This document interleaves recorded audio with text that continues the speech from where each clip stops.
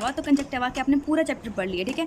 ये कंजक्टिवा है, thin layer है, पूरा कंजक्टिवा पढ़ लिया है। और आपको पता है कि ट्रांसपेरेंसी लेयर होती है, इसमें ब्लड वेसल्स होती हैं और इसमें मेनली क्या प्रॉब्लम आता है कि इसमें रेडनेस डेवलप कर जाती है। तो हमने ये पढ़ा था कंजक्टिवाइटिस जो कि हेपेटिक भी हो सकता है, बैक्टीरिया की वजह से भी हो सकता है, मेनली जो होते हैं वायरल होते हैं जो कि रेडनेस काज करवाते होते हैं। उसके अलावा हमने क्या चीज़ें पढ़ी हैं कि इसके अंदर जो है वो टेरिजियम डेवलप कर सकते हैं। टेरिजियम कहाँ डेवलप करते हैं, हमने बताया था कि मीडियल साइड पर जो है वो ग्रोथ हो जाती है, ब्लड वेसल्स की ग्रोथ होती है, टिश्यूज़ की ग्रोथ होने की वजह से यहाँ पे जो है ट्रायंगुलर सा एक एरिया बन जाता है जिसे हम कहते हैं टेरिजियम।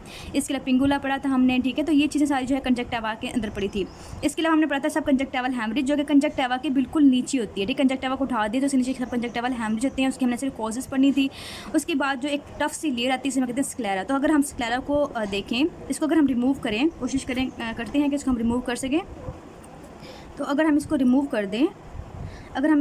कर दें, तो नीचे एक टफ सी लेयर आ जाएगी जिसे हम कहते हैं स्क्लेरा। तो यहाँ से नज़र आ रही होगी आपको ये एरिया वाइट होती है बिल्कुल, ठीक है। ये हमारा स्क्लेरा आगे जो टफ सी होती है जो कि पूरी आई बॉल कवर कर रही है। कंजक्टिवा कहाँ से था, यहाँ से यहाँ आने के बाद फिर आईलिड के अंदर की तरफ आ जाती है, लेकिन जो स्क्लेरा होता है पूरी कवर करने के बाद बिल्कुल एंड तक, और वहाँ से एक सुराख होता है जिसे निकलता है हमारी ऑप्टिक नर्व जो कि आपको नज़र आ रही है, ये हमारी है ऑप्टिक नर्व। अच्छा जी, अब हम बात करते हैं नेक्स्ट हमारी कॉर्निया की। तो कॉर्निया हमने क्या क्या पढ़ लिया था कि कॉर्निया अगर है तो इसमें कोई भी हेमरेज होने की वजह से जो है वो स्क्रैचेस पड़ते हैं जिसे हम कहते थे। ये देखें, अब मैंने इसको ऐसे किया है तो यहाँ पे क्या हो गया, कॉर्नियल अल्सर डेवलप कर गया, ठीक है। तो ये कॉर्नियल अल्सर हो गया, इसकी सबसे आउटर लेयर जो है वो थोड़ी सी रप्चर हो गई है। इसके बाद हमें पता है कॉर्नियल अल्सर की वजह से ओपेसिटी डेवलप कर लेती है, तो हमने वो पढ़ी थी। इसके अलावा कॉर्निया के अंदर कुछ कंजेंटल प्रॉब्लम्स भी आ जाती हैं, जैसे केराटोकोनस जो है वो डेवलप कर सकता है। इसमें क्या होता है, कॉर्निया जो बिल्कुल बल्ज कर जाती है एंटीरियर की तरफ, ठीक है। सो हमने चीज़ें सारी इसके अंदर पढ़ी हैं। कॉर्निया के बाद अगर हम बात करें तो नेक्स्ट हमारे अंदर के स्ट्रक्चर हैं, तो हम अब नेक्स्ट मूव करते हैं अंदर की तरफ। हमें कौन कौन स्ट्रक्चर नज़र आते हैं, तो हम इसे कट करने की कोशिश करते हैं कि इसमें कौन कौन से स्ट्रक्चर हमें नज़र आ सकते हैं। यही आराम से कोशिश करते हैं कि इसे कट कर सकें।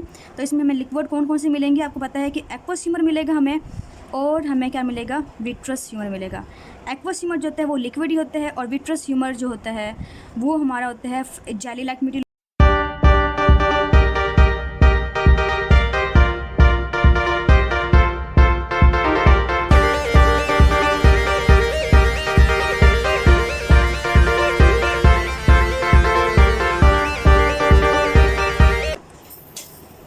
ये आपके स्ट्रक्चर बाहर निकल गए हैं। ये बहुत ही क्लियर सा आपका जेली लाइक जो है वो विट्रस ह्यूमर निकल गया है हमारा। इसके अंदर एक्वस ह्यूमर ज़रा जो है वो कम रह गया है क्योंकि ज़रा इसको थोड़ा सा लेट हो गया है। ये हमारी पूरी की पूरी जो है आपको नज़र आ रही होगी, पूरी की पूरी जो है विट्रस बॉडी जो है वो हमारी बाहर निकल आई है। अब विट्रस बॉडी के साथ आपको क्या नज़र आ रहा है, विट्रस के साथ हमें पता है कि एक मिनट, हाँ जी, अब आपको नज़र आ रहा है कि ये हमारा लेंस है, ठीक है। और लेंस जो है वो अटैच होता है फाइबर से, तो ये थोड़े से फाइबर्स आपको नज़र आ रहे हैं इसके साथ। और पीछे जो है इसकी पूरी बॉडी जिसे हम कहते हैं विट्रस बॉडी, और बिल्कुल ट्रांसपेरेंट सा ये है, सही है। तो ये हमारा लेंस है, और लेंस में हमने क्या चीज़ें पढ़ी थी, लेंस में भी ओपेसिटी डेवलप कर जाती है जिसे हम कैटरेक्ट बोलते हैं। और हमने लेंस को बाहर रिमूव करने के बाद हम जो है बाहर से IOL डालते होते हैं जब इसमें कैटरेक्ट डेवलप कर जाता है। तो ये थोड़ा सर्कुलर सा आपको नज़र आ रहा है इस तरह से, थोड़ा सा, ठीक है। और हमारी जो है लाइट को रिफ्लेक्ट करता है और जाके कहाँ पर भेजता है लाइट को, हमारे रेटिना की तरफ। तो रेटिना जो है वो हमारी थोड़ी डिटैच हो गई है, इस हमने करने की कोशिश की है कि अच्छे से हो जाए, बट डिटैच हो रही है वो। सो हम इसको मज़ीद काटते हैं। अगर हम देखें अंटीरियर, अब हमने दो पार्ट कर लिए हैं, एक अंटीरियर और एक पोस्टीरियर पार्ट है। अंटीरियर पार्ट की अगर हम बात करें तो हमारे अंटीरियर में क्या था, कॉर्निया। ये हमारा कॉर्निया है जो कि थोड़ा ख़राब हो चुका है। उसमें तो एक एक्वस में काफ़ी निकलता है, बट इसमें कम है क्योंकि थोड़ा सा इसमें फथाइसिस बल्बाई हो गया इसलिए।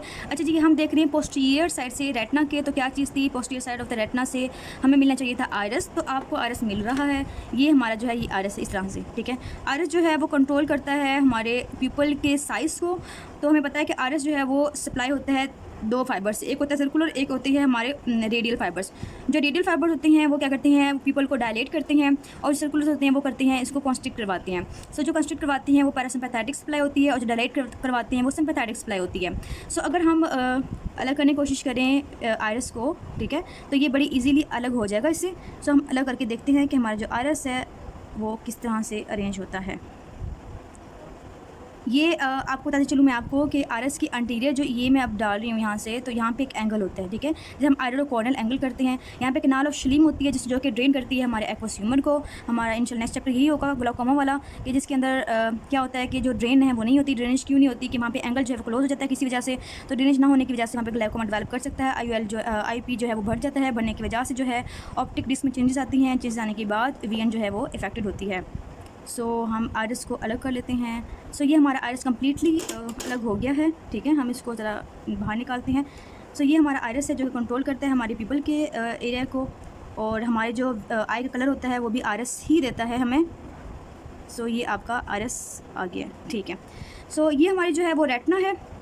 रेटिना जो ये जो ब्लैकिश में सारा मेरा हाथ ब्लैक हो गया, इसकी वजह ये है कि इसमें पिगमेंटेड लेयर जो होती है उसकी वजह से जो है यहाँ ब्लैकिश एरिया हो गया। सो ये हमारा रेटिना है जो कि रिफ्लेक्ट करती है हमारी लाइट को। सो ये थोड़ा मल्टी कलर्ड में है इस तरह से।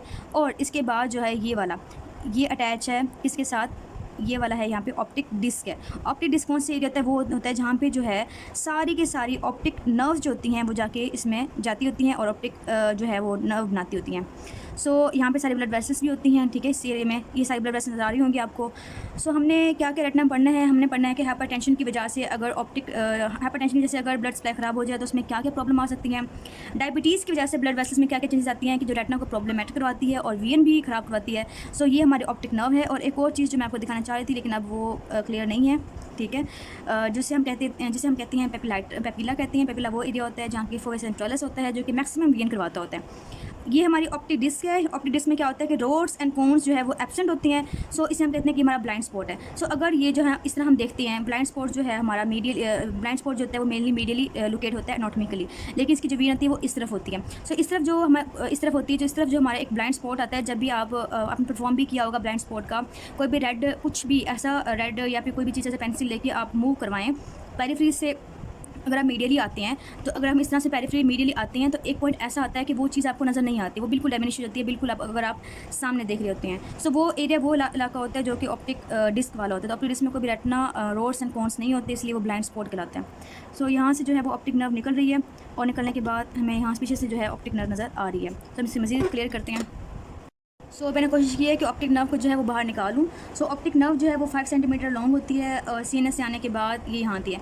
अगर इसकी कोई प्रॉब्लम आती है मिलन शीथ में या किसी प्रॉब्लम आती है तो उसकी वजह से क्या होगा कि वहाँ पे इन्फ्लेमेशन हो जाएगी। तो इन्फ्लेमेशन होने की वजह से अगर पेन होगा तो वो ऑर्बिट के बिल्कुल पीछे पेन होगा, जैसे मतलब रेट्रोबल्बर जो है ना वो पेन होता है इसको, कि हेमरेज वगैरह भी हो सकता है इसके अंदर, कोई ओपेसिटी भी डेवलप कर सकती है इसके अंदर, ठीक है। और उसके बाद अगर हम बात करें लेंस की, तो लेंस जो है हमने पढ़ लिया है जो कि बहुत ही सर्कुलर फॉर्म में है जो कि लाइट को रिफ्लेक्ट करता है। सो हम ऐसे करते हैं कि हम लेंस को मज़ीद निकाल के देखते हैं। तो हम पीछे से भी देखते हैं तो हमें लेंस नज़र आ रहा है। अगर हम इसको अलग कर दें इससे, ठीक है, तो ये मैंने इसको अलग कर दिया है, तो ये हमारी विट्रस बॉडी बिल्कुल जो है वो अलग हो गई है, ठीक है। और ये हमारा जो है बहुत ही प्यारा सा लेंस आ गया है, ठीक है।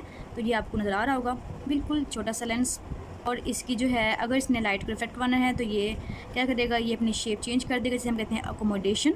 तो ये अकोमोडेशन में हेल्प करता होता है। सो ये अटैच है किससे, जोन्यूल्स के फाइबर से अटैच होता है और सिलरी बॉडी के साथ अटैच करता है जाके। सो ये हमारा जो है वो लेंस है।